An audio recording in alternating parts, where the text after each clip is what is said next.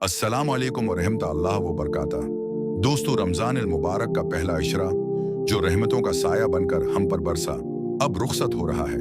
अब हम एक ऐसे मरहले में दाखिल हो रहे हैं जहां अल्लाह की सिफत गफ़ार अपनी पूरी आब व ताब के साथ जलवागर होती है। जी हाँ, रमज़ान का दूसरा इशरा यानी इशरा मग़फ़िरत। क्या आप जानते हैं कि ये 10 दिन आपकी ज़िंदगी का रुख कैसे बदल सकते हैं? क्या आपके दिल में भी वो बोझ है जो गुनाहों की वजह से महसूस होता है? आज हम बात करेंगे कि दूसरे अशरे की असल हकीकत क्या है, उसकी फजीलत क्या है और वो कौन से खास एमाल हैं जो हमें जहन्नम की आग से बचाकर अल्लाह की दायमी मग़फ़िरत का मुस्तहक़ बना सकते हैं। वीडियो को आखिर तक लाजमी देखिएगा, क्योंकि आज हम तौबा का वो तरीका भी सीखेंगे जो कभी रद्द नहीं होता। रसूल अल्लाह का फरमाने आलिशान है कि रमज़ान का पहला हिस्सा रहमत है, दरमियानी हिस्सा मग़फ़िरत है और आखिरी हिस्सा जहन्नम की आग से आज़ादी है। गौर कीजिए, पहले इशरे में जब हम अल्लाह की रहमत को समेट लेते हैं तो हम इस काबिल बनते हैं कि अब अपने गुनाहों की माफ़ी मांग सकें। ये ऐसा ही है जैसे कोई बादशाह पहले अपने बागी को अमान दे और फिर उसके जराइम को अपने दफ्तर से मिटा दे। दूसरा इशरा अल्लाह की तरफ से एक सुनहरा मौका है कि हम अपने स्याह नामा एमाल को आंसुओं से धो डालें। हम इंसान खुताकार हैं, कोई दिन ऐसा नहीं गुजरता जब हमसे कोई लुग़्ज़िश ना हो। कभी ज़बान की कड़वाहट, कभी नज़र की बेअहतियाती, कभी हुकूक लिबाद में कोताही। ये गुनाह हमारे दिलों पर जंग की तरह जम जाते हैं। कुरान पाक में अल्लाह फरमाता है कि उनके बड़े एमाल की वजह से उनके दिलों पर जंग चढ़ गया है। ये दूसरा इशरा इस जंग को उतारने का वक्त है।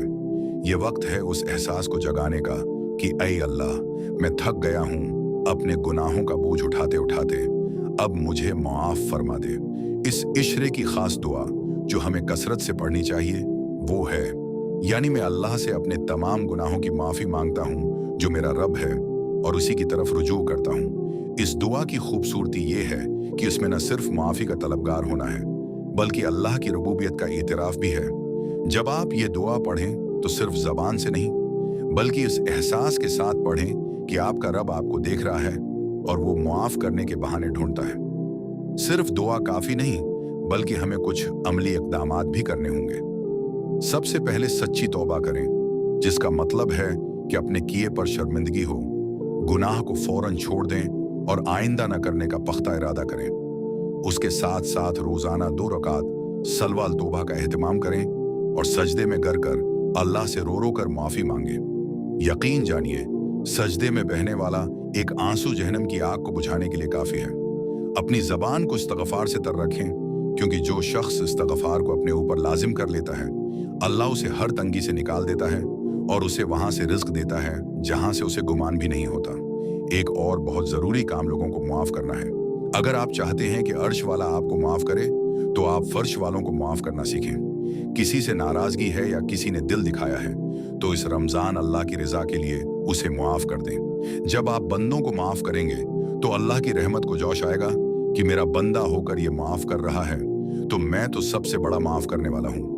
उसके साथ अपनी इस्तिताअत के मुताबिक सिदका व खैरात भी करें, क्योंकि सिदका गुनाहों को ऐसे मिटाता है जैसे पानी आग को बुझाता है। बहुत से लोग पूछते हैं कि हमें कैसे पता चलेगा कि हमारी मग़फ़िरत हो गई। इल्माए कराम फरमाते हैं कि तौबा की कबूलियत की सबसे बड़ी निशानी ये है कि आपके दिल में उस गुनाह की नफ़रत पैदा हो जाए, आपका दिल नेकी की तरफ माइल होने लगे और आपके अंदर एक अजीब सा सुकून पैदा हो जाए। अगर आपको महसूस हो कि अब आपका दिल बुराई से कुतराता है तो समझ लें कि अल्लाह ने आपकी पुकार सुन ली है। मेरे प्यारे भाइयों और बहनों, जिंदगी का कोई भरोसा नहीं।